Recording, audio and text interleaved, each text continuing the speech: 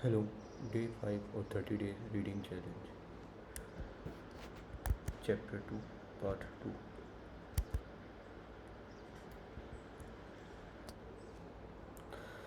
2. Negativity bias. Clinical psychologists sometimes says that two kind of people seek therapy, those who need tightening and those who need loosening. But for every patient seeking help in becoming more organized, self controlled, and responsible about her future.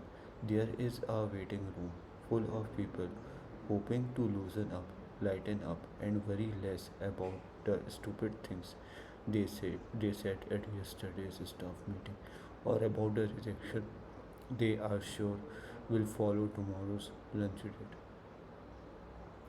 For most people, the elephant sees too many things as bad and not enough as good.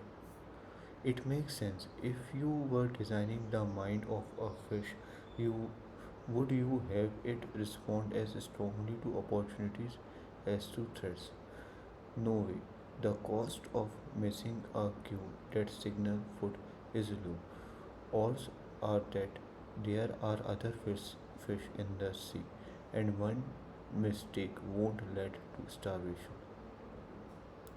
The cost of missing the sign of a nearby predator, however, can be catastrophic. Game over. End of the line for those genes. Of course, evolution has no designer, but minds created by natural selections end up looking to us as though they are designed because they generally produce behavior that is flexibly adaptive in their ecological niches. Some commonalities of animal life even create similarity across species that we might call design principles. One such principle is that bad is stronger than good.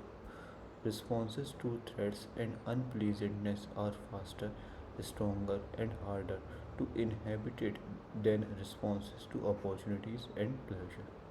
This principle, called negativity bias, shows up all over psychology. In marital interaction, it takes at least five good or constructive actions to make up for the damage done by one critical or destructive act. In financial transactions and gambles, the pleasure of gaining a certain amount of money is smaller than the pain of losing the same amount. In evaluating a person's character, people estimate that it would take 25 acts of life saving heroism to make up for one act of murder. When preparing a meal, food is easily contaminated by a single cockroach antenna, but difficult to purify. Over and over again, psychologists find that humans' mind react to bad things more quickly, strongly, and persistently than to equivalent good things. We can't just will ourselves to see everything as good because our minds are wired to find and react to threats, violations, and setbacks. As Ben Franklin said, we are not so sensible of the greatest health as of the least sickness. Here's another candidate for a design principle of animal life. Opposing systems push against each other to reach balance point, but the balance point is adjustable. When you move your arm, one set of muscles extends it and another contracts it. Both are always slightly tensed, ready for actions. Your heart rate and breathings are regulated by an autonomic nervous system composed by two subsystems and push your organs in opposite directions. The sympathetic system prepares your body for fight or flight, and the parasympathetic system calms you down. Both are active all the time in different ratios. Your behavior is governed by opposing motivational system, an approach system which triggers positive emotions and makes you want to move towards certain things, and a withdrawal system which triggers negative emotions and makes you want to pull back or avoid other things. Both systems are always active, monitoring the environment, and the two systems can produce opposing motives at the same time, as when you feel ambivalence. But their relative balance determines which way you move. The lycometer is a metaphor for balancing process and subtle moment by moment fluctuations. The balance can shift in an instant. You are drawn by curiosity to an incident scene, but then recoil in horror when you see the blood that you could not have been surprised to see. You want to talk to a stranger, but you find yourself suddenly paralyzed when you approach that person. The withdrawal system can quickly shoot up to full power, overtaking the slower and generally weaker approach system. One reason the withdrawal system is so quick and compelling is that it gets first collect at all the incoming information. All neural impulses from the eyes and ears go first to the thalamus, a kind of central switching stations in the brain.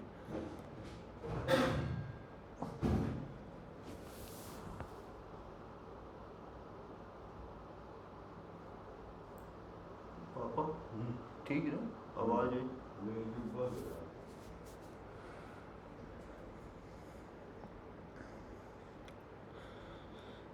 One reason the withdrawal system is so quick and compelling is that it gets first crack at all incoming information. All neural impulses from the eyes and ears go first to the thalamus, a kind of central switching stations in the brain.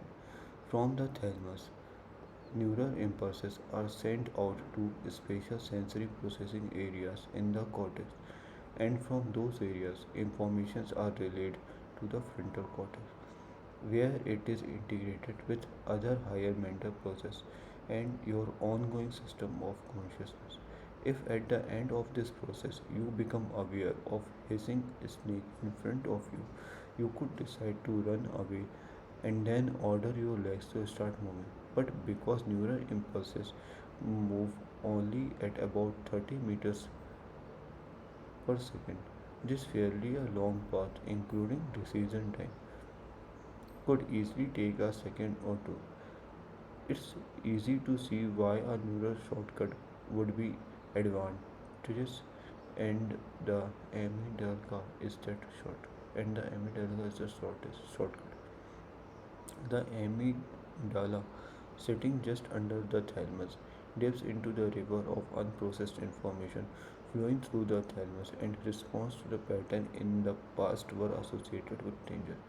The amygdala has a direct connection to the part of the brain stem that activates the fight or flight response, and the amygdala patterns are finds a pattern that was part of a previous fear episode, such as sound of the hiss. It orders the body to red alert. You have felt mm, this happen. If you have ever thought You have felt this happen. If you have ever thought you were alone in a room and then heard a voice behind you, or if you have ever seen a horror movie in which a knife wielding maniac jumps into the frame without a musical forewarning, you probably flinched and your heart rate shot up. Your body reacted with fear via quick nuclear path in the first tenth of a second before you could make sense of the event via the slower cortical path in the next 9 tenth of a second. Though the amygdala does process some positive information, the brain has no equivalent green alert system to notify you instantly of a delicious meal or a likely meat. Such appraisal can take a second or two. Once again, bad is stronger and faster than good. The elephant reacts before the rider even see the snake on the path. Although you can tell yourself that You are not afraid of a snake. If your elephant fears them and rears up, you will still be thrown. One final point about the amygdala. Not only does it reach down to the brain stem to trigger a response to danger, but it reaches up to the frontal cortex to change your thinking. It shifts the entire brain over to withdrawal orientation. There is two-way street between notions and conscious thought. Thoughts can cause emotions, and as when you reflect on a foolish things you said. But emotions can also cause thoughts, primarily by raising mental filters that by subsequent information process. A flash of fears make you extra vigilant for additional threats. You look at the world through a filter that interprets ambiguous events as possible dangers. A flash of anger towards someone raises a filter through which you see everything that offending person says or does as a further insult or transgressions. Feeling of sadness blind you to all pleasures and opportunity. As one famous depressive put it, how wearily stale, flat, and unprofitable seems to me all the uses of this word. So when Shakespeare Hamlet later offered his own paraphrase of Marcus Aurelius, there is nothing either good or bad, but thinking make it so. He is right, but he might have added that his negative emotions are making his thinking even everything bad. The cortical lottery.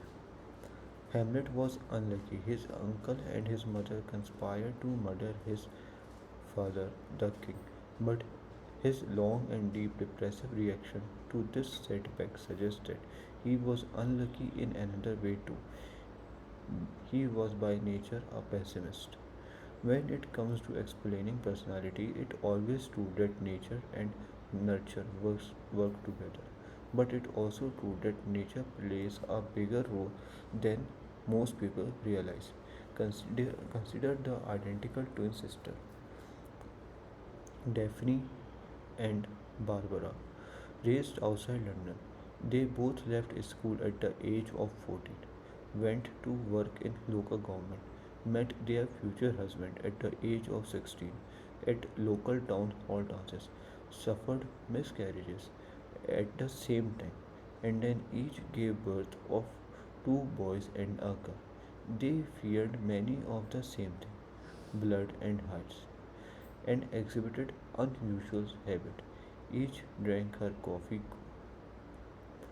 cold. Each developed a habit of pushing up her nose with the palm of hand. The gesture they called squidding.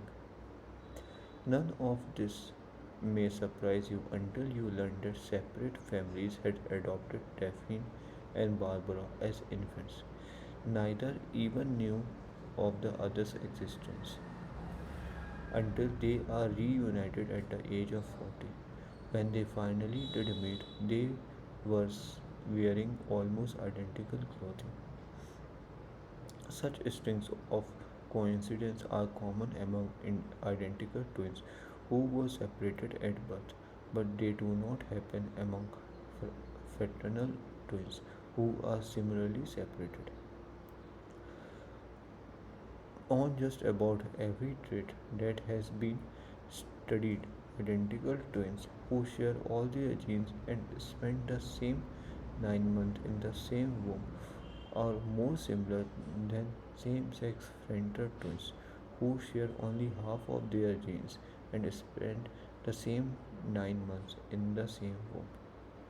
These findings means that genes make at least some contributions to nearly every trait.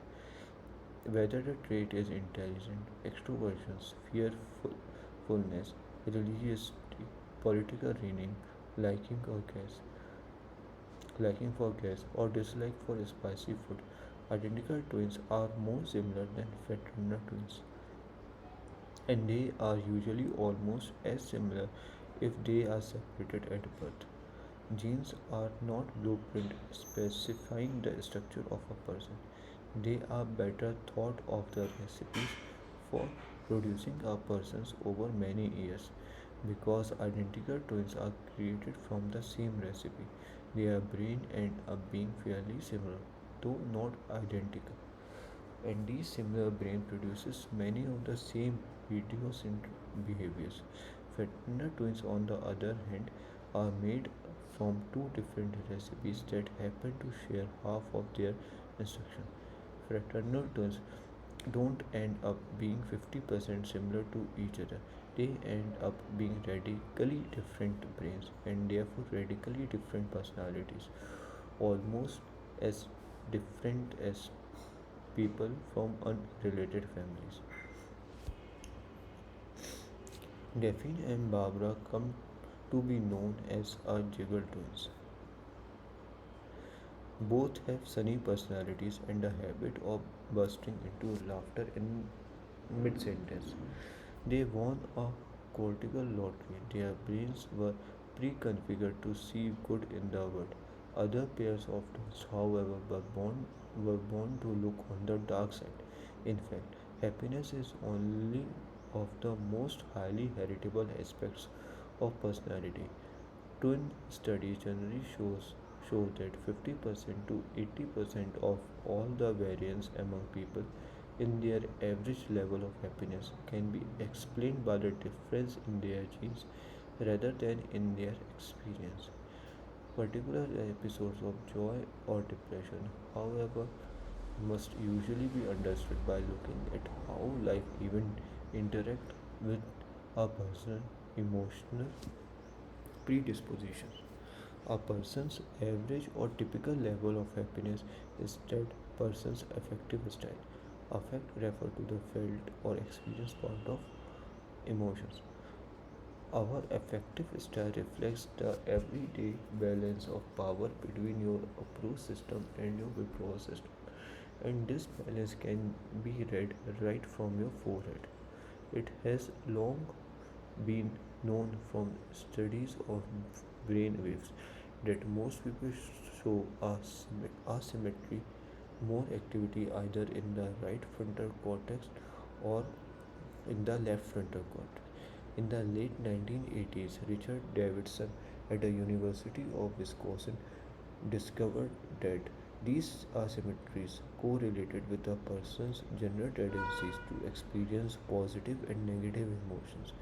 People showing more of a certain kind of brain wave coming through the left side of the forehead reported feeling more happiness in their daily lives and less fear, anxiety, and shame than the people exhibiting higher activity on the right side.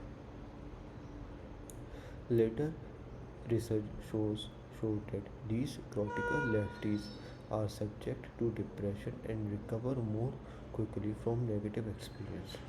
The difference between the cortical righties and lefties can be even seen in infant.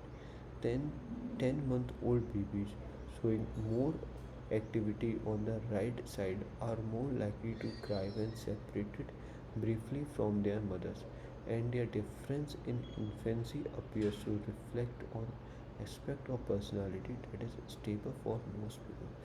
All the way through adulthood, babies show who show a lot more activity on the right side of the forehead become toddlers who are more anxious about novel situations.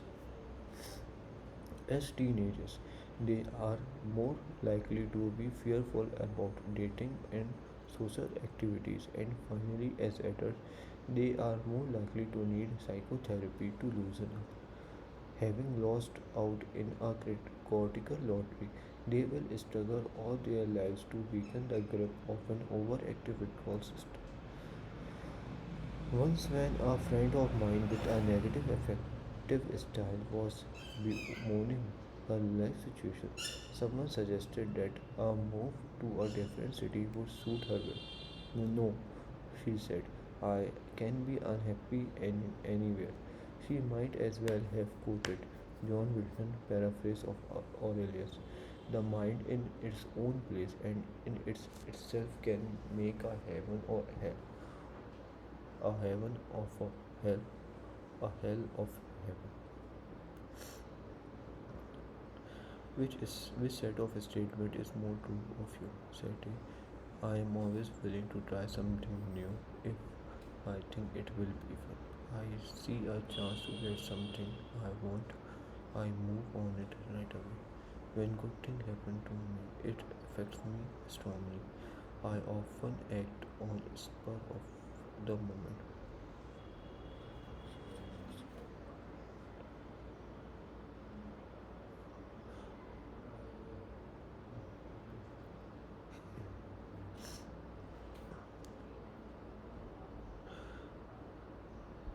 I worry about making mistakes. Criticisms or scolding hurt me quite a bit. I feel worried when I think I have done poorly. That's something important. I have many fears compared to my friends. People who endorse set A over set B have a more approach oriented style on average, show greater cortical activity on the left side of the forehead. People who endorse